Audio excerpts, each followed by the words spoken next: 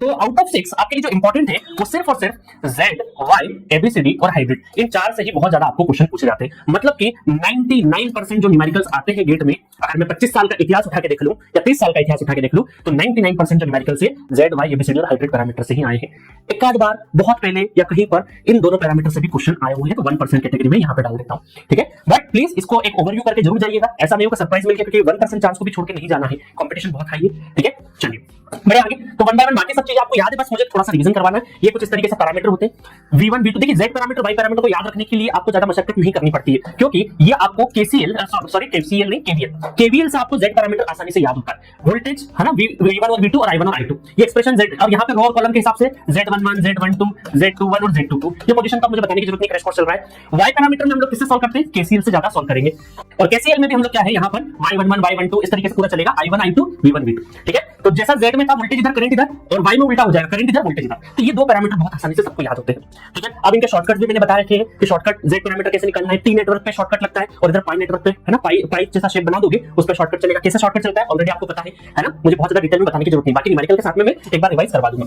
अब बात करते हैं ABCD पैरामीटर की। अब देखिए ABCD आपका क्या है, जो इलेक्ट्रिकल वाले स्टूडेंट को ABCD दो जगह पढ़ते हैं, एक पावर सिस्टम में भी पढ़ते हैं और एक नेटवर्क में भी पढ़ते हैं। तो यहाँ पर आपको कैसे याद रखना है, यहाँ पर आपको याद रखने का तरीका बता रहा हूं मैं, है ना, क्योंकि ये दो याद रखने में तो दिक्कत नहीं आएगी। यहाँ पर V1 और I1 और V2 माइनस I2 ये कैसे आएंगे, थोड़ी देर के लिए समझिए कि सोर्स है और ये आपका लोड है, ये आपका क्या है, लोड है। तो इलेक्ट्रिसिटी आपकी जाती है यहाँ से सोर्स से लोड तक, तो यहाँ पर आपका वोल्टेज और करंट V1 और I1, और ये रिसीविंग एंड साइड है तो वोल्टेज V2 और ये I2 जाता है, ठीक है, I2।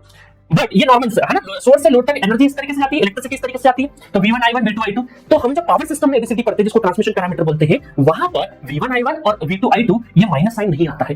बट चूंकि नेटवर्क थ्योरी के हिसाब से आपका जो पोर्ट है उसके अंदर की साइड में करंट आना चाहिए, इस वजह से हमने नेटवर्क थ्योरी में ये पोर्ट क्यों, क्योंकि पोर्ट में दोनों साइड दोनों करंट इनसाइड आ रहे हैं ना, मतलब पोर्ट के अंदर घुस रहे हैं, तो इस वजह से यहां पर ये जो नोटेशन है इसको रिवर्स करने के लिए हमने यहां पे क्या लगा दिया, माइनस साइन लगा दिया। अब पावर सिस्टम अगर ABCD का सॉल्व करोगे तो माइनस नहीं आएगा, पावर सिस्टम में नेटवर्क में आएगा। तो याद रखना आसान है, V1 I1 इस साइड में, V2 I2 इस साइड में, माइनस लगा देना, क्योंकि टू पोर्ट की डेफिनेशन को ट्रुथ करना है ना, सेटिस्फाई करना है। चलिए अब बात करते हैं एज पैरामीटर। अब एज पैरामीटर एक ऐसा पैरामीटर है जहां पर स्टूडेंट कंफ्यूज हो जाते हैं कि इस साइड में क्या आएगा, इस साइड में क्या आएगा। यहां तक तो चीजें बहुत अच्छे से याद होती दिमाग में, वोल्टेज इधर करंट उधर कोई दिक्कत नहीं, करंट इधर वोल्टेज इधर कोई दिक्कत नहीं है। यहां पर ये सोर्स और लोड से आप याद रख लेते हो कि V1 I1 इस साइड में और V2 I2 इस साइड में। एज पैरामीटर में दिक्कत होती है, अब ये हाइब्रिड है ना। अब देखो इसको याद रखने का मैं तरीका बता देता हूं थोड़ी देर के लिए। V1 और I1 इस तरीके से लिखते हैं हम लोग, जैसे V1 और I1 है ना, उसी तरीके से मैंने इधर V2 और I2 लिख दिया, V2 और I2 लिख दिया, ऐसे लिख सकते हैं हम लोग, सोर्स और लोड ABCD पैरामीटर जैसा, है ना। मतलब पैरामीटर जैसा नहीं बोल रहा हूं मैं, ये जो एग्जांपल लिया मैंने उस हिसाब से V1 I1 लिख सकते हैं, बिल्कुल लिख सकते हैं। अब देखिए शॉर्टकट याद रखने का तरीका, क्रॉस करना है आपको, V1 और I2 सबसे पहले आएंगे, V1 I2, उसके बाद यहां से I1 सेकंड, I1 और V2। कितना समझ में आया, बहुत ध्यान से ना, बहुत इंपॉर्टेंट है। तो V1 I2 इस साइड में